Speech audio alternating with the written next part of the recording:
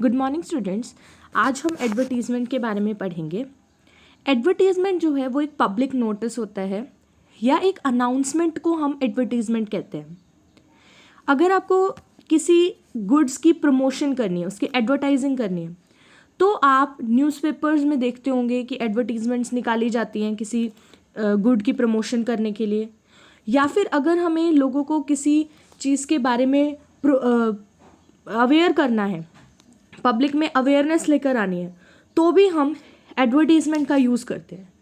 Advertisements जो होती है वो प्रमोटिंग सेल का काम करती है। मतलब अगर हमें किसी चीज़ को प्रमोट करना है तो हम एडवर्टीज़मेंट निकालते हैं। अब एडवर्टीज़मेंट्स जो होती हैं उनकी बहुत सारी एडवर्टीज़मेंट्स ऐसी होती हैं जिनमें एक पंच लाइन होती है। पंच लाइन का मतलब होता है हम एक स्लोगन देते हैं और उसी स्लोगन के बेसिस पर हम उस एडवर्टीज़मेंट को लिखते हैं। यानी कि जो हमारा मेन पार्ट होता है उस एडवर्टीज़मेंट में वो रहता है स्लोगन। अगर हमें कोई एडवर्टीज़मेंट लिखनी है जिसमें हमें चाइल्ड लेबर के बारे में लिखनी है तो हम उसमें कोई चाइल्ड लेबर से रिलेटेड स्लोगन लिख सकते हैं और फिर हम उस एडवर्टीज़मेंट को प्रोसीड कर सकते हैं। अब एडवर्टीज़मेंट्स दो तरीके की होती हैं, ठीक है। पहली होती है क्लासिफाइड और दूसरी होती है डिस्प्ले।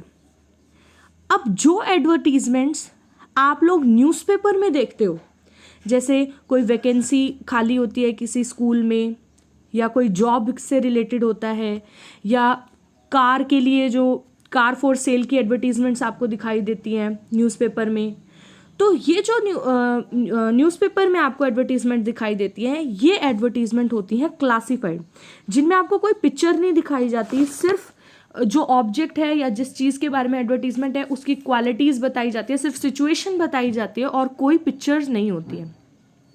दूसरा होता है डिस्प्ले एडवर्टीज़मेंट, जिसमें आपको विद पिक्चर पूरी एक्सप्लेनेशन दी होती है और लैंग्वेज से ज़्यादा वहाँ पे आइडियाज़ होते हैं, थॉट्स होते हैं, तो वहाँ पे पॉइंट्स की फॉर्म में आप एडवर्टीज़मेंट को देखते हो। तो सबसे पहले है क्लासिफाइड। अब जो क्लासिफाइड होती हैं वो बहुत ब्रीफ एडवर्टीज़मेंट होती हैं। ब्रीफ हम बहुत छोटे और एक स्टाइल में उसको लिखते हैं। हम एक बॉक्स बनाते हैं, उस बॉक्स में ऊपर आती है हेडिंग और नीचे हम एडवर्टीज़मेंट लिखते हैं। तो क्लासिफाइड एडवर्टीज़मेंट हम यूजुअली इसी तरीके से लिखते हैं कि एक बॉक्स होता है, उसमें हेडिंग आती है और उसके बाद हम हमारे एडवर्टीज़मेंट को लिखते हैं। अब ये जो एडवर्टीज़मेंट होती हैं ये भी काफ़ी सारे ग्रुप्स में डिवाइडेड होती हैं, बहुत सारी कैटेगरीज होती हैं इनकी। जैसे अगर मैट्रिमोनियल मतलब अगर आपको मैरिज के लिए कोई एडवर्टीज़मेंट देनी है तो उस एडवर्टीज़मेंट की सारी टाइप्स एक तरफ होंगी।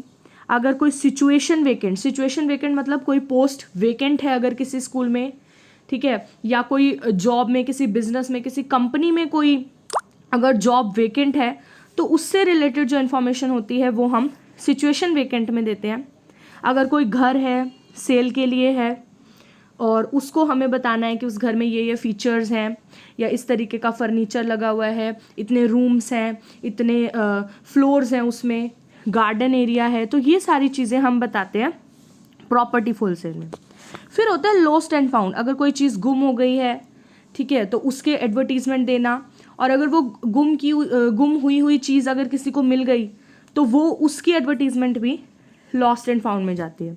और फिर होती है ट्रैवल्स एंड टूर्स की। इनके बारे में तो आप लोगों को पता ही होगा, जैसे न्यूज़पेपर में आती है कि 3 days हैं और 3 nights की ये एक जगह है, या कोई भी एडवर्टीज़मेंट किसी भी जगह से रिलेटेड, ये इस जगह से रिलेटेड एडवर्टीज़मेंट है और 3 days 3 nights का टूर है, यहाँ पे ये होटल है, इतने पैसे हैं, इतने पैसे लगेंगे ट्रैवल के लिए। तो ये सारी एडवर्टीज़मेंट ट्रैवल्स में और टूर में आ जाती हैं। तो अब हम एक एग्जाम्पल देख लेते हैं जहाँ पर हम क्लासिफाइड एडवर्टीज़मेंट की बात करते हैं। हाँ, तो फर्स्ट एग्जाम्पल है सिचुएशन वेकेंट। जैसे मैंने बताया था कि कोई पोस्ट से रिलेटेड होता है। तो अब हमें इसमें क्या क्या चीज़ें लिखनी है, क्या क्या की पॉइंट्स होने चाहिए, सबसे पहले हम वो देख लेते हैं कि कौन कौन सी चीज़ें हमें लिखनी चाहिए यहाँ पे। सबसे पहले तो जिस ऑर्गेनाइजेशन के अंदर पोस्ट खाली है उस ऑर्गेनाइजेशन का नाम आपको लिखना होगा, ठीक है। जैसे अगर किसी स्कूल में खाली है, ठीक है, तो स्कूल का नाम आपको लिखना पड़ेगा। लेट अस सपोज कि वो कोई ABC स्कूल है और वो दिल्ली का है, तो आपको लिखना पड़ेगा कि ABC दिल्ली स्कूल, ये यहाँ पर पोस्ट वेकेंट है।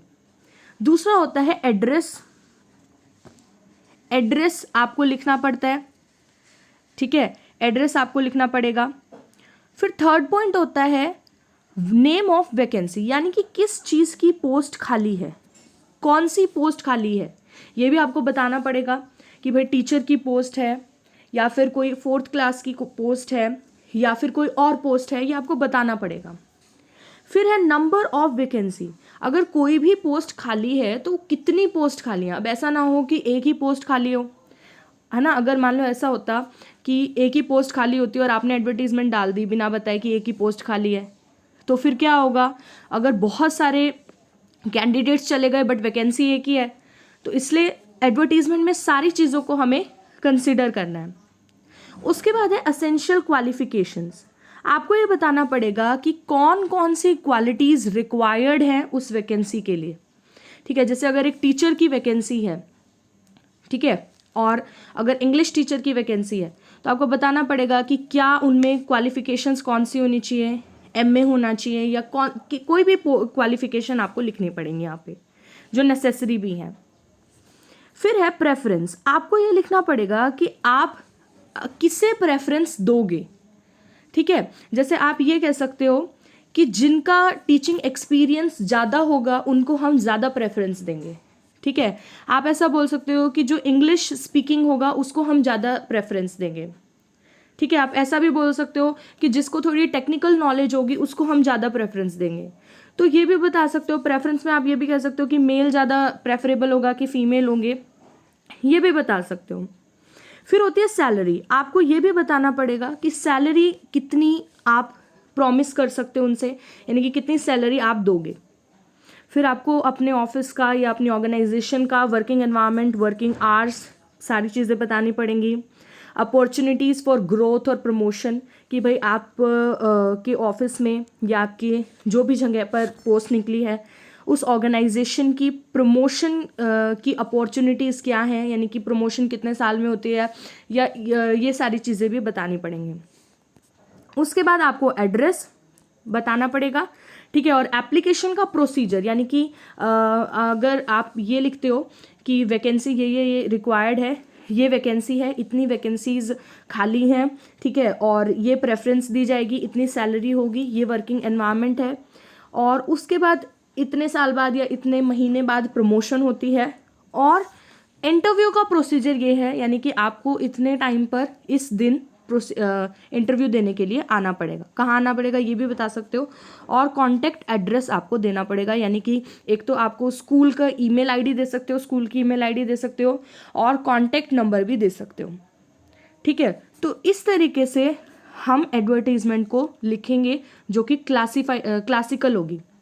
जो हमने क्लासिफाइड एडवर्टीजमेंट करी है उसके पहले टाइप में हम सिचुएशन वैकेंट की कर रहे हैं, और इसमें है जॉब, जो अपॉर्चुनिटीज़ होती है जिसमें पोस्ट खाली होती है। तो इसका एक एग्जाम्पल है, ये रहा सिचुएशन वैकेंट में, ये एक एग्जाम्पल है। इसमें एक नेशनल पब्लिक स्कूल है अमृतसर। तो सबसे पहले हम देख सकते हैं कि ऑर्गेनाइजेशन का नाम भी इन्होंने दिया है, ऑर्गेनाइजेशन का नाम है national public school Amritsar, affiliated to CBSE. अब इन्होंने ब्रैकेट में बता दिया कि हमारा जो स्कूल है वो सीबीएसई से एफिलिएटेड है, उसे सीबीएसई से एफिलिएशन मिली हुई है, और उसको एक पीजीटी टीचर चाहिए केमिस्ट्री में, 2 पीजीटी टीचर्स चाहिए इंग्लिश में। तो यहाँ पर उन्होंने बता दी कि क्या रिक्वायरमेंट है, किस चीज़ की उनको रिक्वायरमेंट है, ठीक है, क्या क्या क्वालिफिकेशन होनी चाहिए कि PGT in English, PRT in maths, तो ये आपको क्वालिफिकेशन बताई है।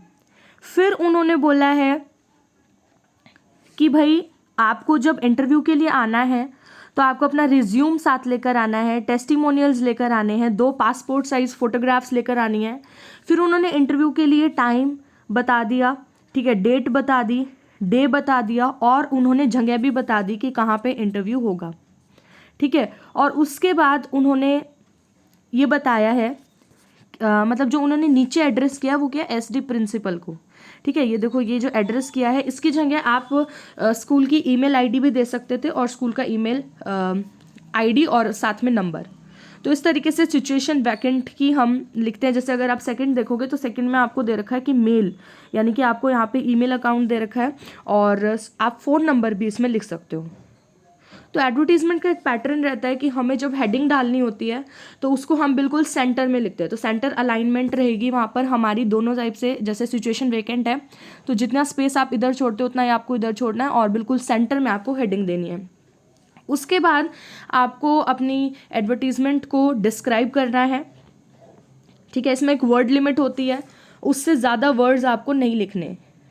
अगर आपके एग्ज़ाम में आपको वर्ड लिमिट दी जाती है कि ये वर्ड लिमिट है कि 200 से 400 वर्ड्स होने चाहिए, तो उससे ज़्यादा लिमिट, उस लिमिट से बाहर नहीं जाना है, उतना ही आपको लिखना है। उसके बाद हम ये जो SD प्रिंसिपल है ये राइट की जगह पर लेफ़्ट साइड में लिखेंगे, बिल्कुल लेफ़्ट साइड में, लेफ़्ट कॉर्नर में। यहाँ ईमेल आईडी और फ़ोन नंबर हम लिख सकते हैं। अब सेकेंड एडवर्टीजमेंट है हमारी सिचुएशन वांटेड। सिचुएशन वांटेड का मतलब है कि आप कोई कैंडिडेट हो और आप जॉब चाहते हो। तो अब जब आप अपने लिए जॉब की डिमांड कर रहे हो तो आपको जॉब की क्वालिटी नहीं बतानी, आपको अपनी क्वालिटीज़ बतानी है कि आपने क्या क्या चीज़ें की हुई हैं, आपकी एज क्या है। देखिए यहाँ पे वैल्यू पॉइंट है आपकी एज, ठीक है, आपकी सेक्स यानी आपका जेंडर आपको बताना है, एजुकेशन क्वालिफिकेशंस बतानी है, ठीक है, एक्सपीरियंस आपको बताना है और भी बहुत सारी क्वालिटीज़ आप अपने आप में बता सकते हो जो उस जॉब के लिए आपको लगता है कि नेसेसरी है। फिर आपको ये बताना पड़ेगा कि किस टाइप की जॉब आप ज़्यादा प्रेफर करोगे, ठीक है। मतलब अगर ऐसा है कि आपको जॉब चाहिए कैसी भी हो तो आप उस हिसाब से लिख सकते हो कि भाई हमें तो जॉब चाहिए what ever it is. But अगर आपको कोई प्रेफरेंस है कि हाँ अगर ये जॉब मिलती है तो मैं ज़्यादा प्रेफरेंस उसको दूंगा, तो वो आप लिख सकते हो। फिर आपको अपना एड्रेस और टेलीफोन नंबर कि अगर जॉब के लिए उनको कैंडिडेट चाहिए होगा तो वो आपको कहाँ पे कांटेक्ट करें, ये आपको बताना पड़ेगा। जैसे इसका एक एग्जाम्पल है, ये रहा, situation wanted. A senior officer recently retired from electricity board. यहाँ पे हमने बता दिया कि हम एक सीनियर ऑफिसर हैं और हम अभी अभी इलेक्ट्रिसिटी बोर्ड से रिटायर हुए हैं। हैविंग एक्सटेंसिव कंप्यूटर स्किल्स, और हमारे पास जो कंप्यूटर स्किल्स है वो भी बहुत अच्छी है। प्रोफिशिएंसी इन इंग्लिश स्पोकन, और इंग्लिश बोलने में भी हम बहुत प्रोफिशिएंट हैं, यानी कि हमारी प्रोफिशिएंसी का मतलब होता है एफिशिएंसी, इंग्लिश बोलने की जो एफिशिएंसी है वो बहुत हाई है। और हम एक is looking for a suitable opening in or around Delhi in private sector offering good working environment। तो उन्होंने बता दिया कि हम क्या देख रहे हैं, दिल्ली में या दिल्ली से बाहर, इन एंड अराउंड यानी कि दिल्ली के आसपास या दिल्ली के अंदर एक प्राइवेट सेक्टर में जॉब ढूंढ रहे हैं जहाँ पर एक वर्किंग एनवायरनमेंट बहुत अच्छा हो। और उन्होंने बोल दिया कि मैं अवेलेबल हूँ इंटरव्यू के लिए, 24 आवर्स अवेलेबल हूँ, तो आप व्हेनेवर आप चाहते हो बुलाना आप बुला सकते हो। उसके बाद कॉल के लिए उन्होंने नंबर दे दिया और ईमेल एड्रेस दे दिया। अब यहाँ पे एक चीज़ और ध्यान रखनी है कि जब भी हम एडवर्टीजमेंट में नंबर लिखते हैं तो आपको अपना पूरा नंबर नहीं लिखना, और इंस्टेड आपको अपना नंबर लिखना ही नहीं है। आप कोई भी नंबर लिखो लेकिन उस नंबर की फर्स्ट 5 डिजिट ही आपको लिखनी होती है, लास्ट 5 की जो डिजिट्स होती हैं उनकी जगह आप क्रॉस लगा दो। इससे क्या होता है कि अगर हम पूरा नंबर लिखते हैं तो हमारा एक बैड इंप्रेशन जाता है जो हमें बचाना है। बैड इंप्रेशन नहीं डालना चाहिए हमारा जो एग्जामिनर होगा या जो चेकर होंगे हमारे। तो इसलिए हमें क्या करना है, सिर्फ फर्स्ट 5 डिजिट्स लिखनी है और लास्ट 5 पे हम क्रॉस लगा देंगे, तो वो अंडरस्टूड होता है कि हमने पूरा नंबर लिखा है, ठीक है। और ऐसा सेम आप ईमेल अकाउंट के साथ कर सकते हो। ईमेल अकाउंट में आप किसी पर्सन का नाम मत लिखो, उसमें आप ऐसे लिख दो abc@gmail.com और yahoo.com, whatever address you have to mention. But आपको क्या करना पड़ेगा, सिर्फ आपको नाम नहीं लिखना, सिर्फ स्मॉल लेटर्स में ABC लिख दो, ठीक है। इस तरीके से आप इस एडवर्टीजमेंट को कर सकते हो। अब नेक्स्ट एग्जाम्पल है, अगर हमें कोई फ्लैट या कोई घर बेचना है तो उसके लिए हमें कौन कौन से पॉइंट्स मेंशन करने पड़ेंगे। अब ये जो एडवर्टीजमेंट होती है, house for sale, car for sale, ये जो एडवर्टीजमेंट्स होती हैं ये बहुत इंपॉर्टेंट होती हैं।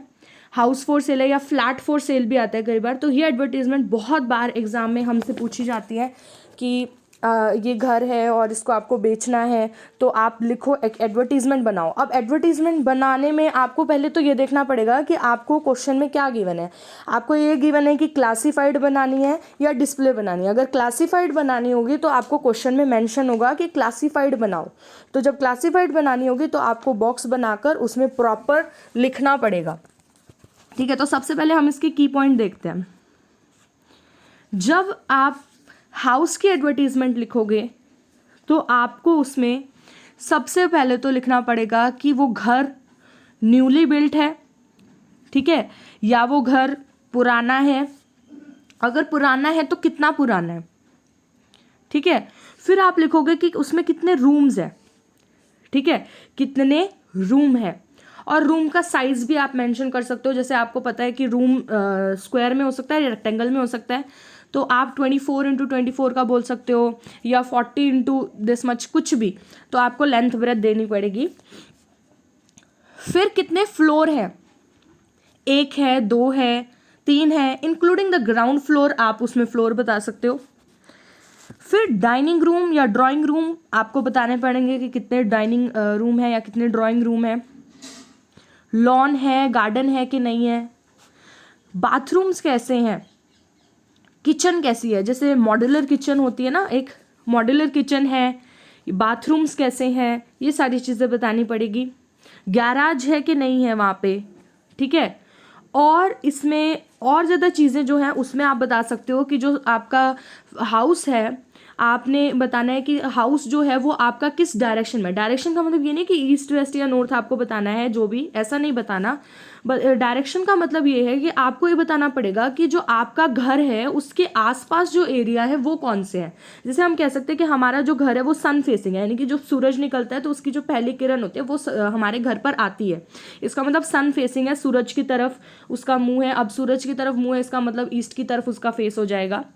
कॉर्नर हाउस यानी कि आपका जो भी लेन होगी, यानी कि जो भी गली होगी उसके एंड में है, मिडल में है, कहाँ पे है। फिर हम बोलेंगे पार्क फेसिंग, सामने पार्क है, ऐसे बता सकते हैं हम। फिर शॉपिंग मॉल है आसपास, बैंक फैसिलिटी है आसपास, ये सारी चीज़ें बता सकते हो। उसके बाद है आपको उसकी कंडीशन बतानी पड़ेगी, ठीक है। आपको ये बताना पड़ेगा कि वाटर सप्लाई या इलेक्ट्रिसिटी सप्लाई है कि नहीं है, ठीक है, क्योंकि ये तो इम्पॉर्टेंट है। तो इम्पॉर्टेंट डिटेल में हमें देना पड़ेगा कि वहाँ पर इलेक्ट्रिसिटी आती है कि नहीं आती। फिर लोकेलिटी और सराउंडिंग्स, आसपास का एरिया कैसा है, आसपास की लोकेलिटी कैसी है। और उसके बाद आपको कॉन्टैक्ट डिटेल्स देनी है और आपको ये बताना है कि घर को देखने का शेड्यूल क्या है, ठीक है। घर को देखने का शेड्यूल क्या हो गया है आपको ये बताना पड़ेगा। उसके बाद प्रेफरेंसेस, ठीक है, कि किस कंपनी को प्रेफरेंस दोगे, फैमिली को दोगे, किसको दोगे, कि भाई अगर स्मॉल फैमिली है उसको ज़्यादा प्रेफरेंस दोगे या जो कंपनीज हैं उनको ज़्यादा प्रेफर दोगे, किसको। फिर आपको ये लिखना पड़ेगा कितना प्राइस आप एक्सपेक्ट कर रहे हो, ठीक है। अब जो प्राइस होता है जब आप घर बेच रहे हो तो प्राइस आपको लिखना पड़ेगा रुपीस के साथ। आपको ये लिखना पड़ेगा कि आप कितना किराया लोगे, पर मंथ या लोगे पर ईयर लोगे, ये आपको लिखना पड़ेगा। और कॉन्टैक्ट एड्रेस और फ़ोन नंबर, ये सारी चीज़ तो हमें लास्ट में हर में लिखनी ही होती है। तो ये की पॉइंट्स हैं। अब इससे रिलेटेड हमारे पास एक एग्जाम्पल है, उसको देख लेते हैं हम। हाउस फॉर सेल, देखो, फॉर इमीडिएट सेल यानी कि जल्दी से बिकने के लिए। A newly built double storey, newly built नया बना हुआ, तो ये इन्होंने कंडीशन बता दी। डबल स्टोरे यानी कि 2 उसमें फ्लोर्स हैं। कॉर्नर कोठी, अब इन्होंने कॉर्नर पे बता दिया घर की सिचुएशन की कहाँ पे है, कॉर्नर में है। इन 510 स्क्वायर यार्ड्स हैविंग 3 बेडरूम्स। अब उन्होंने ये बता दिया कि हमारा जो घर है उसकी कंडीशन ये है, इतने फ्लोर्स का है, यहाँ पे उसकी पोजीशन है और कितना एरिया है उसका। फिर उसमें 3 बेडरूम्स हैं। एक्सीलेंट वुडवर्क, फर्नीचर्स के लिए यहाँ पर यूज़ होगा ये, कि वहाँ पर एक्सीलेंट वुडवर्क है। फुल्ली मार्बल अटैच्ड वॉशरूम्स, जो वॉशरूम्स हैं वो पूरी तरीके से मार्बल से अटैच है। ड्राइंग रूम है, डाइनिंग रूम है, मॉड्यूलर किचन है, जैसे मैंने आपको बताया था कि मॉड्यूलर किचन काफ़ी फेमस वर्ड हो जाएगा ये इसमें एडवर्टीजमेंट में कि हमारी किचन किस टाइप की है, तो मॉड्यूलर है। फिर गैरेज है, स्पेशियस यानी कि काफ़ी स्पेस है, खुला है काफ़ी।